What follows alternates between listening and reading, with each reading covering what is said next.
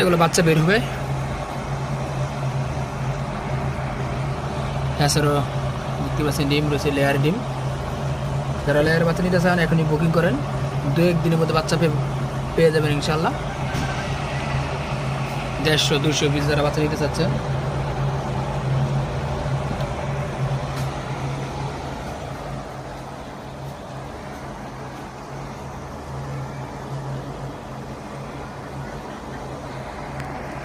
এবার টাইগারের বাচ্চা রয়েছে, এখান দেখতে পাচ্ছেন এগুলো টাইগারের বাচ্চা। এখানে দেশি মুরগির বাচ্চা রয়েছে, উপরে লেয়ারে ডিম রয়েছে। এগুলো 16 তারিখের ডিম,